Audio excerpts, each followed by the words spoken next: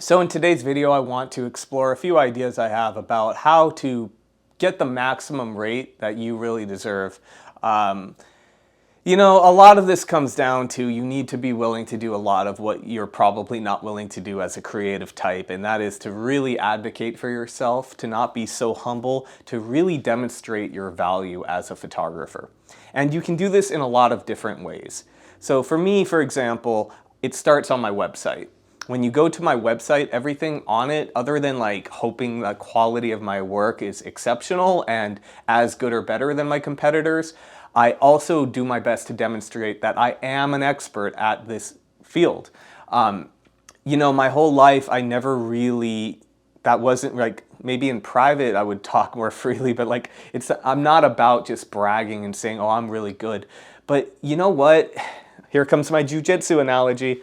Sometimes some people are motivated to get the next belt, and some people are held back by not getting the next belt.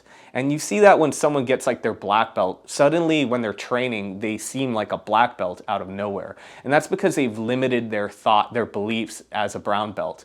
They limited what they were capable of. And for me, I've had a profound change when I said, wait a minute, like I am good.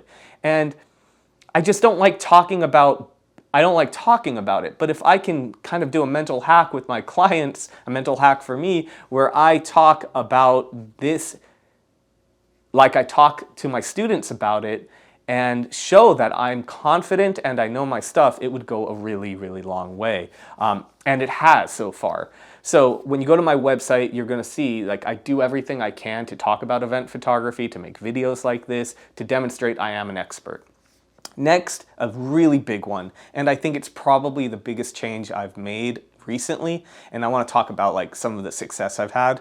I don't just reply with rates. I get it. You want to reply right away. And I get that they're asking you for something. Hey, can you give me rates for this amount of coverage? And that's that. And you want to give it to them.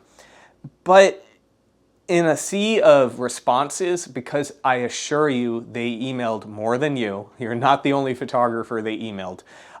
For me, I know exactly who they emailed. I have one specific competitor, but I don't see him as, like, it's not a nasty competition between us. He's a great guy. But there is one guy I know if they called or emailed me, they probably called or emailed him. And if I'm just giving my rates and I know I ask more than he does, they're not going to hire me. And so I have to think about what can I demonstrate, or how can I demonstrate that I am a better choice for them. I'm not going to give away everything because I've done some reflection lately and I realize I'm a generous person. I desperately want to help people. But I have to take care of myself. And if I give all my secrets away, I understand now, like, I'm not going to be able to give my secrets away, So, but really, I'm just going to let you find your own way. When someone emails you, make sure that you are, I don't want to use the word salesman, saleswoman, salesperson. I don't want to use any of them. But you kind of have to demonstrate your value. What do you bring to the table? Why should they hire you? Next, you have to operate with the most professionalism you can. For me, that doesn't mean like very formal language used. In fact, I think not being so formal can be beneficial because depending on the type of event, they also want to know you're someone that's cool to work with. But having an answer for everything, being extremely thorough, responding to emails right away. Those all go an extremely long way. The next bit I want to talk about is another way to not leave money on the table is you've got to respond right away. Like right away.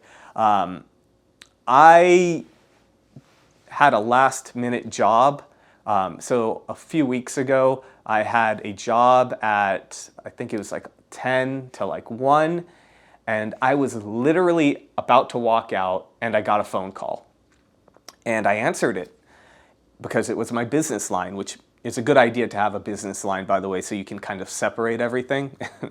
In fact, I've accidentally texted Before I did that, I've accidentally texted a client something that was a personal message to a friend. Nothing terrible, but still embarrassing, you know? But I saw I had a business call, I answered it, and it turned into a last minute job same day. So I shot like 10 to 1 and immediately had to drive from downtown LA to Bel Air, and I shot from 2 all the way until 7. And she told me when I got there, and by the way, like, it was a big job. 5 hours, second photographer, and videography services as well. So we're now talking, I won't get into specifics. I made a lot of money that day only because I answered the phone. And when I got there, she's like, oh yeah, I emailed blah, blah, blah. He didn't answer, or I didn't see a phone number on his website, so I called you. And I made a lot of money that day just from answering the phone. Another side tip that might be a silly one for a lot of people, but I lost work for years. I'm not even kidding. I don't know how many years this was going on, but at some point Google started sending my emails into my spam folder. It's like 50% chance that if you email my work email, it goes into spam. I've called Google, I pay for their Google One membership, I got someone on the phone, I was on the phone for like 30 minutes with them, maybe an hour, they couldn't help me. And so now I'm just unfortunately having to make sure that checking my spam folder is part of my routine. So I think I made it right before things were opening up, so probably like February, maybe March. I made a video on rates. And at the time, like a lot of us, I wasn't working for a long time. And I was desperate. And not desperate, but my competitors were really desperate. But I wanted the work, but they were willing to cut their rates. And people maybe smelled it, or they could see, like, you know, they emailed other photographers and they're like, they could tell they were desperate maybe, or they simply were seeing, oh, well, that guy's a lot cheaper, which made it really difficult. And for a little bit, I was willing to negotiate. But after I made that video, I really realized, like, my rates are not going to be negotiable. Most often, people that will try to negotiate with you, they're doing it for sport, or they're not going to hire you anyway. And then or they'll demand more from you. They're the most demanding people. You know, you'd think, well, you gave them a deal, they're going to be easier to work with. Do not think that. And so since then, I've actually increased my rates to a historic high for me. Like, typically I only go up, but I'm now asking a lot more than I was asking then, and I'm finding I'm booking more stuff.